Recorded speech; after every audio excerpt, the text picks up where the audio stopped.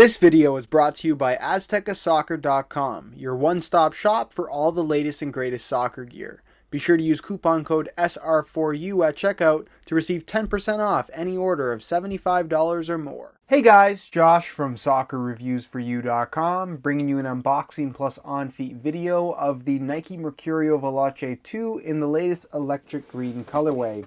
Now inside the box, all you get are the shoes themselves. Because this is a takedown model, they do not come with a string bag or any extras for that matter.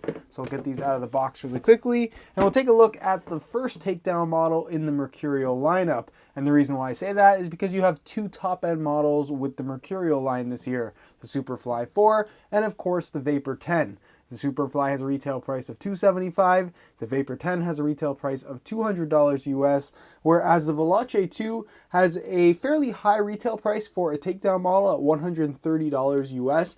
But in terms of what you get for your $130, this is essentially a Vapor 10, give or take a couple of features that some people may even prefer over what the Vapor 10 has to offer. So we're going to talk about all of those details in today's video. If you guys are interested in a pair of these for yourself, be sure to check out the review page on my website, linked down below in the description. And with that being said, let's get right into the video.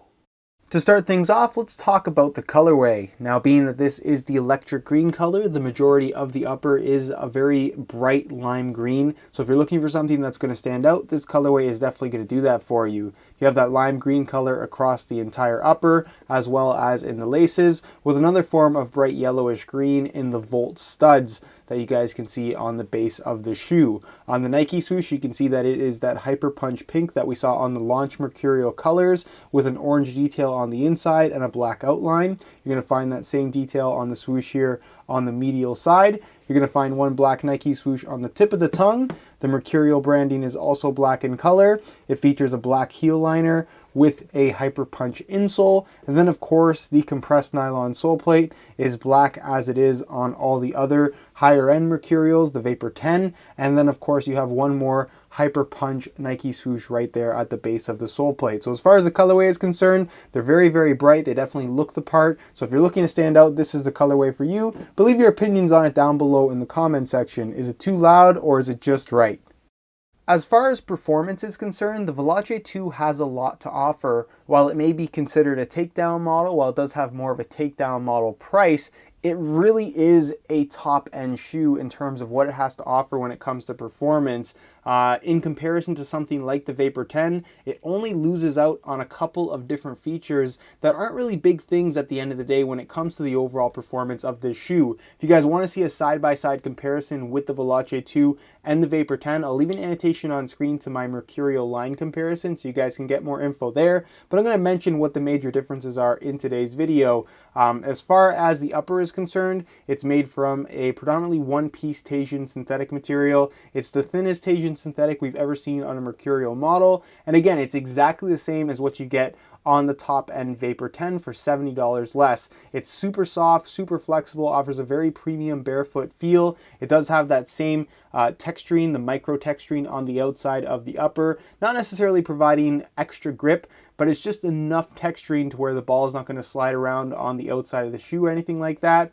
And because it isn't a top-end model technically, you do lose out on the ACC All Conditions Control feature, which to me is not really a big deal. It's not one of those features that to me makes or breaks your experience with any top-end model from Nike. So again, no big deal there that the shoe doesn't have ACC. You're still going to get that premium, uniform, barefoot touch across the entire shoe, which is really what the Mercurial series is all about. Now, in terms of the actual design of the shoe, you can see that this does not have a completely one-piece upper like you're going to find on the Vapor 10, which doesn't have a tongue. It's just one piece all the way over. This is a design element of the Vapor 10 that I actually really like. It's probably my personal favorite feature of the new Vapor, but some people aren't as big of fans. What I like about the one-piece design is it creates a very seamless sensation. There's no overlapping materials or anything like that. But what we have with the Veloci 2 is definitely a much more traditional layout, especially if we're comparing this to all past Vapors from 1 to 9, because this is pretty much how they've all been. So again, this is definitely not a downgrade if you could ask me. It's actually one of those things that I think some people may prefer over the Vapor 10. So again, if you don't want that one-piece design, but you still want that high-end Mercurial Vapor feel, just because the Veloci 2 is labeled as a takedown, like I said, it doesn't feel or perform like a takedown model.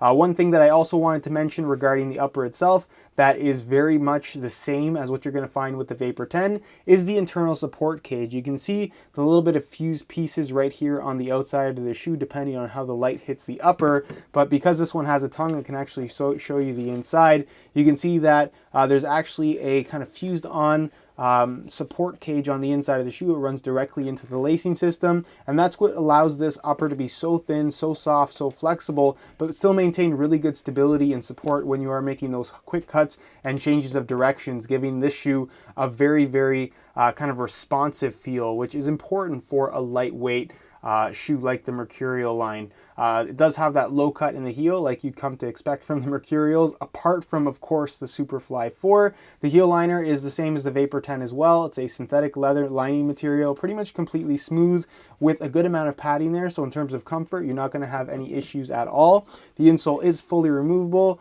Not the same as the Vapor 10, but definitely very similar. Mesh liner on top, perforations throughout, and it's made from this single layer of gray foam. A little bit thicker than what you're going to find on the Vapor, but again, no big deal. It gets the job done and definitely provides some decent step-in comfort for what is a pretty lightweight shoe. And then moving on to the sole plate and stud pattern, apart from some very subtle visual changes, the actual performance and construction of the sole plate, again, is identical to what you're going to find on its higher end big brother, the Vapor 10. It's a compressed nylon sole plate, which is very thin, very low profile, but still has enough stiffness to it to where you're not going to have any issues with stud pressure or discomfort. And then, of course, you get that brand new Mercurial stud pattern, which is a little bit less aggressive than what we found on the previous Mercurial Vapor. If you want to compare it to the previous Mercurial Veloce, which featured a stud pattern that was slightly modified in comparison to the higher end model, this is, in my opinion, far superior to that. It's a good performing stud pattern. And again, exactly what you're going to find on the Vapor 10 as well as the Superfly 4. So the performance is very, very good on firm natural grass playing surfaces. So that's pretty much it as far as all the performance elements are concerned. Again, just to sum things up, if you want to compare the Veloci 2 to the Vapor 10, all you're really missing out on is the ACC all conditions control as well as the one-piece design going across the top of the foot. Other than that, the two shoes are very, very similar. And again, if you want to save yourself 70 bucks, perhaps you prefer the more traditional styling of the Veloci 2 upper versus what you get with the Vapor 10, then the Veloci 2 is a very, very good value and definitely a Mercurial model worth considering. Since the Veloci 2 is so similar in construction in comparison to that of the Vapor 10, it shouldn't be much of a surprise that the two shoes are going to be very similar to each other when it comes to weight as well. So I have the black and white Stealth Pack colorway of the Vapor 10 here to compare directly to the Veloci 2. Keep in mind that these are both a size 9 US and both in brand new condition. We'll start off with the Vapor 10, throw it on the scale, and you can see that it weighs in at 6.25 ounces, which is extremely lightweight, the lightest Mercurial Vapor that we've had in the last couple of years. We'll take that off the scale, we'll throw on the Veloci 2, and you can see that they weigh in at 6.35 ounces. So there's a 0.1 ounce difference between the two shoes, which is pretty much nothing. It's not a difference in weight that you're going to notice either in hand and especially not on feet. So again, whether you're buying the Vapor 10 or the Veloci 2, you're going to get an extremely lightweight feel on feet and one that's also very, very responsive. And again, if you're not a fan of the one-piece tongue design and you can live without ACC on your Mercurial model, then the Veloci 2, while it may be considered a takedown model, still has a lot to offer when it comes to performance. So please keep that in mind. Don't view the Veloci 2 as a downgrade to the Vapor 10, because at the end of the day, it really isn't. Alright, here's a look at the Veloci 2s on feet, and from right out of the box, these things fit really, really well. It has that premium Mercurial feel, which is really what I was looking for from this particular model. Now, in comparison to something like the Vapor 10, there definitely is a difference in terms of the overall feel, simply because the Veloci 2 features a standard tongue design, whereas the Vapor 10 is a one-piece upper. Because of the one-piece design, you get more of a seamless sensation, whereas here, again, it's more along the lines of what you would expect from a more traditional Mercurial Vapor. So if you've worn a Vapor 8, a Vapor 9, even a Vapor 7, the Veloci 2 is going to feel more similar to that. that.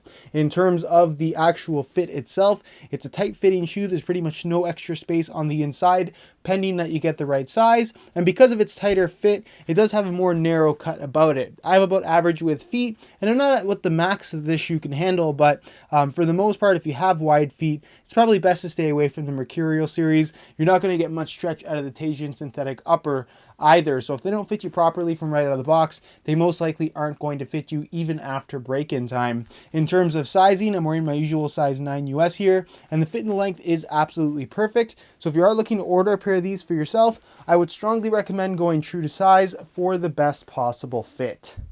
Alright guys, that's it for my unboxing of the electric green Nike Mercurial Veloce 2. Like I mentioned, for a takedown model, this really has a lot to offer, and in terms of the performance qualities that it has, and especially if you compare it to the top-end Vapor 10, I really wouldn't consider this a takedown model at all, more or less just an alternate Vapor, which is pretty cool. It's something that you don't really expect companies like Nike to do, but they have done it with the Veloci 2, and again, if you're on a bit of a budget, you don't necessarily want to spend the $200 on a Vapor 10, or you just don't like some of the new features of the Vapor 10 and you want something with more of a traditional Mercurial experience, the Veloci 2 is an absolutely fantastic option, especially for the price it's available at. It retails for $130, but you can always get it for a little bit less, and if you guys are interested in picking these up for around the $100 mark or so, be sure to check out the review page on my website, linked down below in the description of this video. On that page, the full written review will be going up hopefully within the next couple of days.